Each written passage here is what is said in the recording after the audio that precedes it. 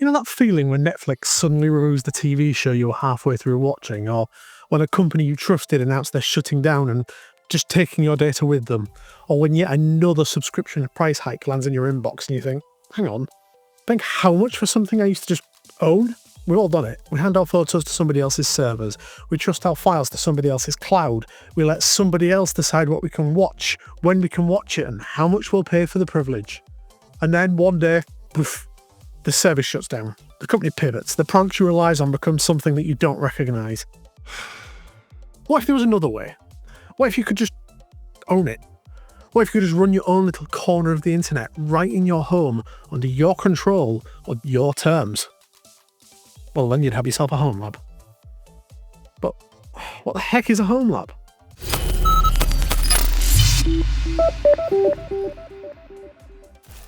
Welcome to Foxy's Lab. I'm Foxy, and in this series I explain complex smart home, IoT and home lab concepts in a way that makes sense. In this episode, we're talking about home labs, what they actually are, where they came from, what kit you need, and whether this is something you want to get into. Fair warning, this one might be a gateway drug. Don't say I didn't warn you. So go grab a coffee, I'll get one too, and then we'll get into it. Right, let's start with the basics. A home lab is essentially a personal IT environment that you design and control. It typically consists of a server or multiple servers connected through a network where you can test, experiment and run services for yourself and for your household. Now, when I say a server, I don't necessarily mean a huge rack of blinking machines in your basement, though it totally can be that if you're into that sort of thing, but a home lab can be simple as an old laptop running some software, a small mini PC tucked behind your router, or even a tiny little Raspberry Pi stuck to the back of your TV. It can also scale up to a crazy number of rack-mounted enterprise hardware roaring away in its own dedicated room. The definition is broad because the community is broad. Originally, home labs were conceived as places for IT professionals to practice networking and systems administration techniques before applying them at their day jobs, a sandbox to break things safely before breaking them at work. But over the years, the definition has expanded massively. Now people use home labs for personal media servers, smart home hubs, file storage, password management, and as self-hosted alternatives to just about every cloud service you can think of. Honestly, a lot of people do it just because it's fun. I should know, I'm one of them. Actually, let me just pause there for a second, because I just said a term that you'll hear consistently that isn't just for home labbing, and that's self-hosting. Self-hosting is the practice of running software services for your own use rather than relying on third-party providers. The two concepts overlap significantly, but they're not identical. The distinction here is that a home lab is the hardware, the physical or virtual infrastructure you build. Self-hosting is what you would do with it, i.e. running your own services instead of paying for someone else's. You can have a home lab without self-hosting. Maybe you're just using it to learn networking or security or to just play around with. And you can self-host without having a home lab. You could rent a virtual private server in the cloud and run Nextcloud on it if you were so inclined. That's still self-hosting, just not at home. But most people, though, the two do go hand in hand. They build a home lab specifically so they can self-host.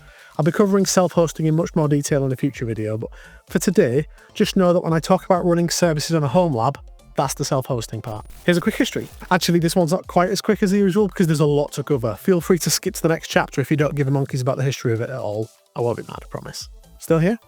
Amazing! Let's go back in time. To understand home labs, you have to understand how computers came into homes in the first place, because it was never actually supposed to happen. In 1943, Thomas Watson, the then head of IBM of all people, famously said, "I think there's maybe a world market for 5 computers." I mean, he probably didn't say that, it's more of a myth, but if he did, you can't blame the man. Because back then, computers were the size of houses and were exclusively the domain of universities, corporations and governments, as they were the only ones that could accommodate their size and expense. The idea of one being in a home was frankly absurd. It was like suggesting you might want a personal nuclear reactor. What would you even do with it? Power of the sun in the palm of my hand. Actually, I would actually quite like a personal nuclear reactor. But hobbyists disagreed. They started organising computer clubs to discuss how to build their own machines. Magazines like Popular Electronics and Radio Electronics spread the idea that maybe, just maybe, ordinary people could have computing power of their own. Then, in January 1975, everything changed. A company called MITS in Albuquerque, New Mexico, unveiled the Altair 8800 on the cover of Popular Electronics.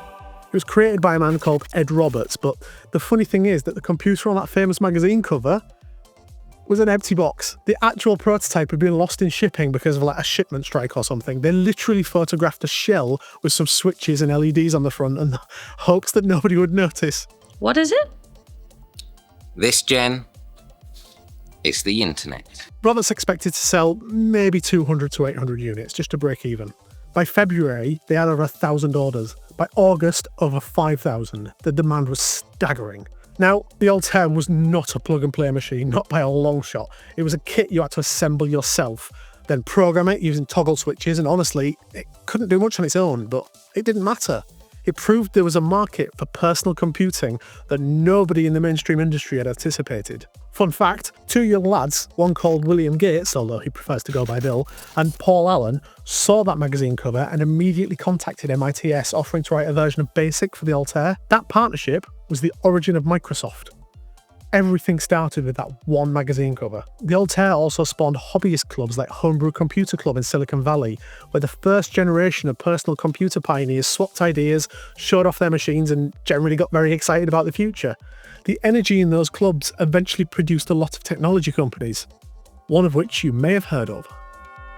The whole modern tech industry can be traced back to this moment. One empty box on the cover of a magazine. By 1977, the dam had properly burst. Radio Shack launched the TRS-80, Commodore released the PET, and Apple introduced the Apple II. These three machines, sometimes called the Trinity, made home computing accessible to regular people for the first time in history. You didn't need to build them yourself anymore. You just bought them, plugged them in, and, well, then you had to figure out what to actually do with them, which turned out to be a problem. Home computers in the early 1980s have been described as a technology in search of a use. People brought them in droves. The Commodore 64 alone sold somewhere between 12.5 and 17 million units, but a lot of those machines ended up gathering dust. In my house, we had a Commodore VIC-20 and I was the only one who used it to play games on. A backlash setting. Computer users were labelled as geeks, nerds, or even worse, hackers. The video game crash of 1983 soured many people on home computing altogether. In 1984, a Tandy executive admitted, "We haven't found any compelling reasons to buy a computer for the home." It could be used for word processing, but electronic typewriters already existed at that point, and there just wasn't that big a draw to move away from them. It wasn't until workplaces started adopting PCs through the late 1980s that home computers shed their reputation as expensive toys for nerds. When you needed a computer for work, suddenly it made sense to have one at home as well. The next leap came with networking, and this is where the first true proto-Homelabs appeared. Before the World Wide Web took over, there were BBSs, or bulletin board systems. These were kind of the original Homelabs, really. People running always-on servers from their homes and allowing others to dial in with their modems to chat, share files, and play text-based games. I actually ran my own BBS back in the day on an old compact Presario that I kept running 24/7. It was my first taste of having an always-on home server, and honestly, the bug bit me and never let go. In 1989, Tim Berners-Lee invented the World Wide Web at CERN. By the mid-90s, ordinary households could connect to this new network, and the hobbyists who'd been running BBSs pivoted to hosting their own websites. The technology changed, but the spirit was the same. Regular people running servers from their spare rooms. Microsoft tried to make home servers mainstream in 2007 when Bill Gates announced Windows Home Server at CES. The idea was solid, a dedicated operating system for homes with multiple connected PCs offering file sharing, automated backups, and remote access. But the timing was off. Cloud services were about to explode, so why run your own file server when Dropbox was free? Why manage your own backups when everything could live on Google Drive? Windows Home Server was discontinued by 2013, and for a while, it looked like the idea of running servers at home might die with it. It didn't. This is where the fun begins. The modern Homelab era kicked off properly in the 2010s, driven by three key developments. First, Linux distributions became much more accessible. You didn't need a computer science degree to install Ubuntu Server. Second, Docker arrived in 2013 and absolutely revolutionized how people ran services. Suddenly you could deploy complex applications with a few lines of configuration, isolate them from each other, and then turn them down without affecting anything else. If you haven't watched my What the Heck is Docker episode yet, I'd highly recommend it after this one. It's probably the single most important technology for modern Homelabs. Third, cheap hardware became plentiful. The Raspberry Pi launched in 2012 at just $35. Used enterprise servers started flooding eBay as companies upgraded their data centers. Mini PCs from brands like Intel and B-Link offered serious power in tiny, quiet packages. Adding communities like the Homelabs subreddit and an explosion of YouTube content from channels like Techno Tim and Lawrence Systems, and suddenly homelabbing wasn't just for IT professionals anymore. Anyone could do it. And a lot of people started doing exactly that. That brings us nicely to today, where homelabbing is more popular than ever. Server software like Proxmox, Unraid and TrueNAS have made it easier than ever, and whilst the price of storage is starting to creep up again, for a long time it was in free fall, meaning that you no longer had to be well off to afford to have a ton of storage at home. Homelabbing had landed, and I'm pretty confident that it's here to stay. Before we go any further, let's cover some vocab. Homelab content is absolutely riddled with jargon, and if you don't know what these words mean, very little of any of this will make any sense. I'll keep these quick, and where I've already covered something in depth in another video, I'll point you there rather than repeating myself. NAS stands for Network Attached Storage. It's basically a dedicated box for storing files that everything on your network can access. Think of it as a shared hard drive that all of your devices can see. You can use it to store photos, videos, backups, documents, anything that you want available across your household. And NAS is often the first Homelab projects for beginners because the use case is immediately obvious. Everyone has files, everyone wants them backed up and accessible. You can buy ready-to-go NAS hardware like the ones from Synology or Ugreen, or you can build your own and run software like Unraid or TrueNAS, or like I do, both. A hypervisor is software that lets you run multiple virtual computers on a single machine. Think of it like this. You've got one powerful computer, but the hypervisor slices it up into several smaller virtual computers that each think they're running their own dedicated hardware. Each one is called a virtual machine, or VM. Why would you want this? Because it means you can run different operating systems side by side, isolate services from each other, and experiment without fear. Break something in a VM? Just delete it and spin up a new one. Your other VMs keep running completely unaffected. Popular hypervisors in the Homelab world include Proxmox, which is free and open source, VMware ESXi, and Microsoft's Hyper-V. Containers are a lightweight alternative to virtual machines. Where a VM simulates an entire computer with its own operating system, a container shares the operating system of the host machine but isolates just the application layer. They start faster, use fewer resources, and are generally easier to manage for running services. Docker is the most popular container platform by a mile. If you're running a Homelab today, you're almost certainly running Docker somewhere. I won't go into further detail here, but check out my What the Heck is Docker episode if you want the full breakdown. It's essential viewing for anyone getting into Homelabs. There's also LXC, which is kind of a mix between a VM and Docker. I did a What the Heck video about that too, so check the description for links to the video, or stick around till the end of the video and I'll point you to the playlist. Right, so that covers what you'd run on a Homelab, but there's also a vocab for the physical stuff, the hardware itself, and the network that connects all of it together. If you've ever looked at pictures of Homelabs online, you've probably seen those impressive cabinets full of equipment with blinking lights. That's a server rack, and equipment designed to fit in one is called rack mount gear. Server racks follow a standard width of 19 inches, so equipment from different manufacturers all fits nicely together. The height of rack equipment is measured in rack units. One U is 1.75 inches tall, so when someone says they've got a 2U server, they mean it takes up 3.5 inches of vertical space in the rack. A 42U rack is a standard full height cabinet, about 6 feet tall. You probably hear Homelabbers talk about their 1U switches and 4U NAS boxes like it's completely normal, because for us it kind of is. The depth of a rack depends on the type of rack it is, but more about that later. Networking vocabulary trips up a lot of beginners, so let's cover the essentials. Let's start at the wall. A modem is the device that translates signals between your ISP and your home. The name stands for Modulator Demodulator, which is a mouthful but tells you exactly what it does. If you're on an older broadband connection, you've got an ADSL modem converting digital data into analog signals over your copper phone line and back again. If you're on fibre, you've probably got a little box on the wall called an ONT that does the same job but with light instead of electricity. It takes the light pulses coming down the fibre and converts them to electrical signals that your network can use. Either way, the modem's only job is translation. It doesn't create your network, it doesn't assign IP addresses, it doesn't protect you from anything, it just converts the signal. That's it. The router is where the clever stuff happens.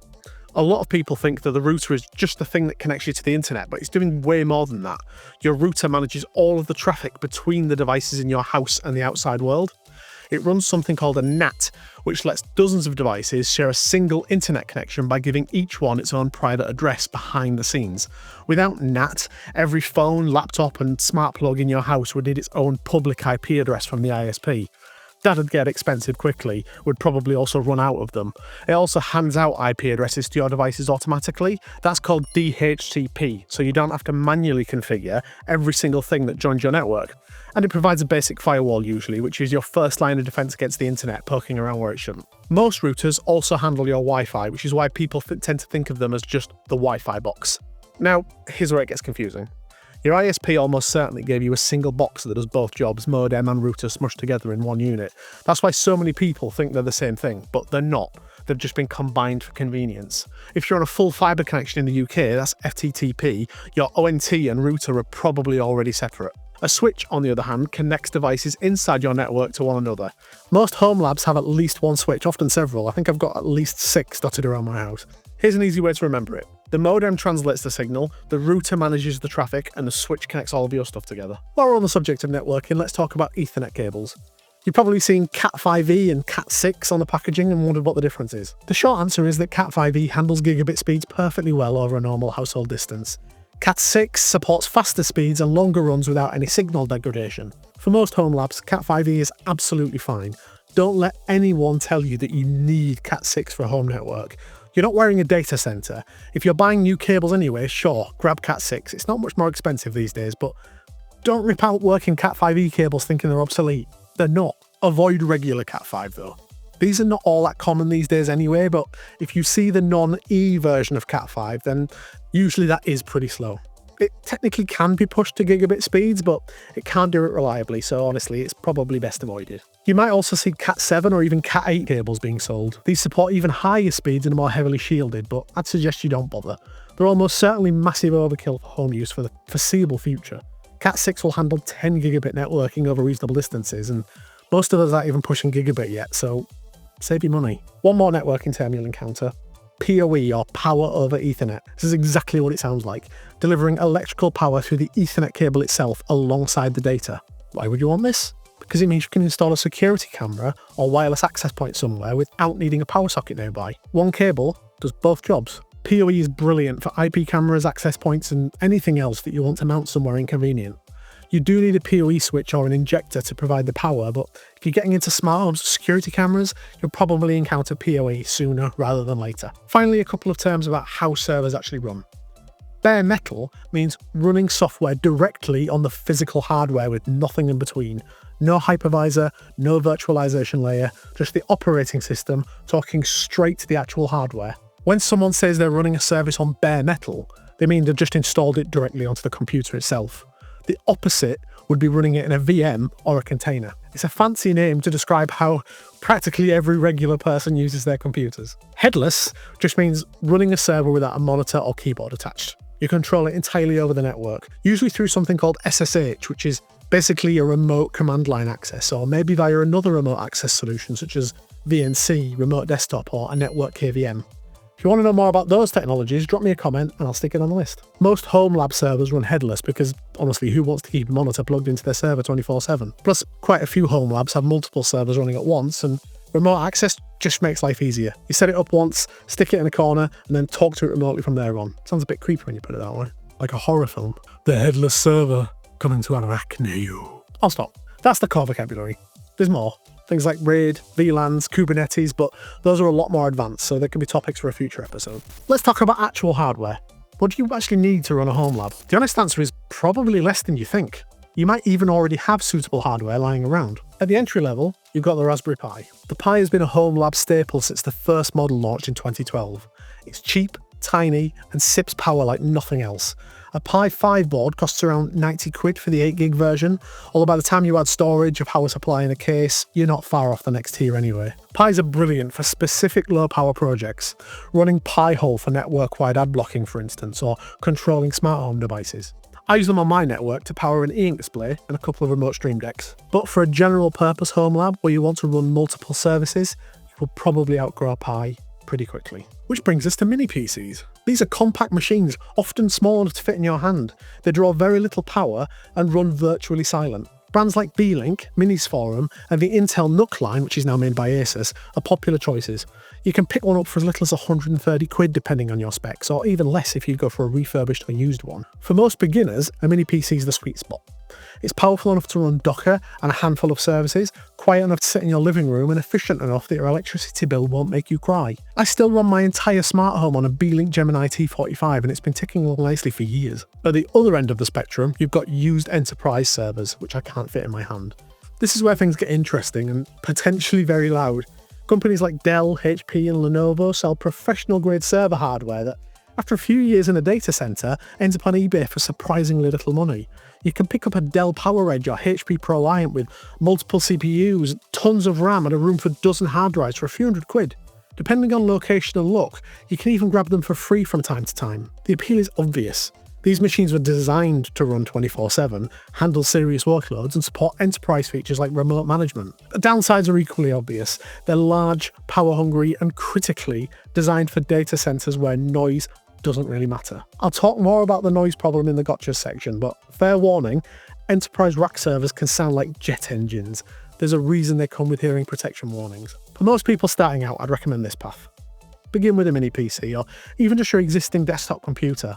Get comfortable running Docker and a few services and then decide if you want to scale up. Don't buy a rack server because it looks impressive in YouTube videos. Buy what you actually need. I'd consider myself a fairly advanced home labber. I've even done the enterprise gear thing, but these days I have a combination of mini PCs and purpose-built servers made using regular consumer hardware, and it works perfectly for everything I need. Hardware is only half the story. You need software to actually do anything with it. Here's a quick tour of the most popular Homelab platforms. I'm not going to pick winners, they all have their strengths, but I'll give you enough context to make an informed choice. Proxmox VE is a Type 1 hypervisor based on Debian Linux. It lets you create virtual machines and containers on your hardware, all managed through a clean web interface. It's free and open source, although there is a paid enterprise version if you want it. Proxmox is incredibly powerful and probably the most popular choice for serious home labbers who want to run multiple isolated systems on one machine. The learning curve is steeper than some alternatives, but it's far from insurmountable. If you're comfortable with basic Linux concepts, you'll be fine. TrueNAS is focused on storage. It's built around the ZFS file system, which offers incredible data integrity, snapshots, and redundancy. If your primary goal is a rock-solid NAS for storing important files, TrueNAS is excellent.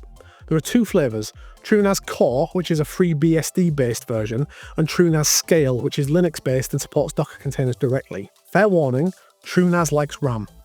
ZFS is memory-hungry by design, so budget accordingly. Unraid is a popular paid option that emphasises flexibility. I know I'm wearing an Unraid t-shirt, but this video is not sponsored. Unlike traditional RAID setups, where all of your drives need to be the same size, Unraid lets you mix and match whatever drives you've got lying around.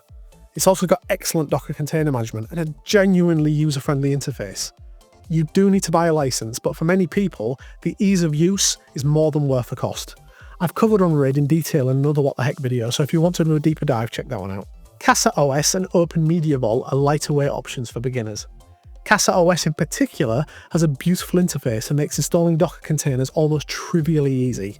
It's completely free and open source. The trade-off is that it can't run virtual machines, it's containers only, and it's quite a bit less powerful than something like Proxmox, but if you just want a simple home server for media and file storage without a steep learning curve, it's a perfectly good starting point. There's no wrong answer here. Start with whatever matches your comfort level and upgrade as you learn.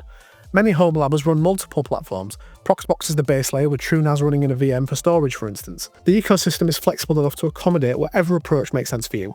I tend to prefer Unraid on my network, but I've dabbled in all of the above options and I don't see any of them as bad choices. I don't necessarily see Unraid as the best choice, it really is just a case of trying them out and see what works for you. We are all different people. So you've got the hardware and the platform, and what do you actually do with it? Here's a taste of the services that make Homelabs worthwhile. This is not exhaustive and it's not even close. There are thousands of self-hosted applications out there, but these are some of the greatest hits, at least in my opinion. Media servers are probably one of the most common starting points. Plex and Jellyfin let you organise your personal media library and stream it to any device in your house, or even remotely over the internet. Think Netflix, but for content you actually own. Plex has a more polished client, but some features require a subscription. Jellyfin is 100% free and open source. Both are brilliant. Which one you choose depends on whether you value polish or freedom more. I will say, Plex has made some changes over the years which are not necessarily going down well with the fans. I can't say it's bothering me all that much yet, but I will admit it is starting to. Pi-hole is a network-wide ad blocker. It works at the DNS level, meaning it blocks ads on every device on your network, including smart TVs and mobile apps that normally ignore browser-based blockers. It'll run happily on a Raspberry Pi, hence the name, or as a Docker container on your server. Once you've got used to it, going back to the ad-infested internet feels painful. Plus, because it's a DNS server, you can also use it to give your local devices friendly names. So instead of typing 192.168.1.47 into your browser, you can just type nas.local or whatever you want to call it. Very handy. Home Assistant is a self-hosted smart home platform. It integrates with thousands of devices and lets you build automations that would be impossible with commercial hubs. Running it on your own hardware means your smart home stays local, fast, and completely under your control. If you've been a fan of my channel for any period of time, you'll know that I'm a big fan of local control. So if you're willing to put the effort in, Home Assistant would always be my strongest recommendation for anybody wanting to start out in smart homes. There is a fairly steep learning curve, but it's getting easier literally on a monthly basis. Nextcloud is essentially a self-hosted Google Drive. Heck, it's basically the entire Google suite. File storage, calendar, contacts, document editing, video calls, it does a lot. The interface isn't as polished as Google's, but your data stays on your hardware, which for many people is well worth the trade-off. Other popular services include Vaultwarden for password management, Image as a Google Photos replacement, Uptime Kuma for monitoring services, and Nginx Proxy Manager for routing traffic to all these services without having to memorize port numbers. The rabbit hole goes deep. You'll start with one service and end up running 20. Don't say I didn't warn you. If you're enjoying this episode, give me a like and hit subscribe. Are you running a home lab? What services can you not live without? Drop it in the comments, I'm always looking for new things to try. If there are any topics you'd like me to cover in a future What the Heck video, let me know in the comments and I'll stick it on the list. You can also find me on the Foxy's Lab Discord server, where I'll be more than happy to answer any questions you've got or just shoot the breeze if you fancy. Links in the description, or you can scan the QR code right here. Home labs are brilliant. I genuinely love mine, but sometimes it feels like a wild animal that I have to tame. So, welcome to the gotchas, but try not to make any sudden movements. Let's start with the biggest one, the electricity bill. This is the literal hidden cost of home labbing. That server you're running 24/7 needs power constantly, and that power costs money. A rough rule of thumb for the UK is every watt you run continually costs about £1 per year. In the US, it's roughly $1 to $1.50 per watt, though that varies wildly by state. If you're in California or Massachusetts, you'll be paying a lot more than someone in, say, Louisiana or Idaho. As you've probably noticed, I'm not American, so take those figures with a pinch of salt. You'll know the energy costs for your area better than my Google search will. So a mini PC drawing 25 watts is manageable, but a used enterprise server idling 120 watts, that's over £100 a year just sitting there. And if you've got multiple servers, or if you're running something more powerful under load, those numbers can climb fast. I got a comment on a previous video from someone concerned about adding a 200 watt server just to run their security cameras. Now, you don't need anywhere near that much power for most home NVR setups, but the fact that we're thinking about it at all is the point. Power consumption should be part of your planning from day one. Before you buy any hardware, check the idle wattage and do the maths. A smart plug with energy monitoring is genuinely useful for keeping track of what things actually cost to run. Also remember that a server's power supply is just the maximum wattage it can draw. If you're not running much on it, then it may not even get close to that maximum. Next is the home approval factor. This one's a classic in home lab circles. You may have heard the phrase wife acceptance factor before, and this is the same thing, though the Home Assistant community sensibly rebranded it because, it's not 1995 anymore. The point is, you may have grand plans for a rack in the spare room, but you have to remember that you share that space with someone who has opinions about noise, aesthetics, and the mysteriously inflated electricity bill. Key friction points include the noise from spinning fans, the blinking lights at all hours, the heat output turning your room into a sauna, and the unexpected parcels containing yet more bloody computer parts. That one may or may not have been a personal anecdote, but I'm going to plead the fifth on that one. The solution here is communication and compromise. Low power, quiet hardware goes a long way. Involving your partner in decisions helps too, especially if you've got a shared budget. You never know, maybe they'd actually like a reliable backup system for their photos or a pie hole blocking ads on their tablet. Make the home lab useful to everybody in the household, not just yourself. Oh, noise deserves its own specific mention here because depending on your gear, it could be a massive deal. Enterprise rack servers are designed for data centers where nobody cares about noise. They prioritize cooling over acoustics, which means fans are spinning at jet engine speeds. We're talking 50 to 70 decibels. This is vacuum cleaner territory, constantly.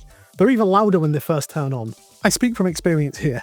I only used to run consumer hardware, and when I bought my first used enterprise rack server, I had absolutely no clue how insanely loud it would be. I ditched it as soon as I felt like I'd learned enough from using it, and I've been back to using prosumer hardware with Noctua fans ever since. If you want a quiet home lab, stick to mini PCs or servers with consumer grade fans, or be prepared to do some serious fan modding on your enterprise gear.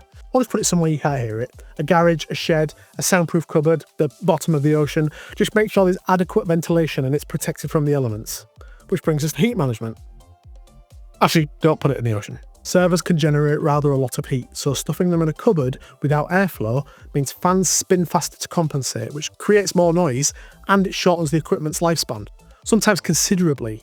It's a vicious cycle, so plan the ventilation from the start. Starting too big is another common trap. It's so tempting to buy impressive hardware straight away. A proper rack, multiple servers, enterprise switches.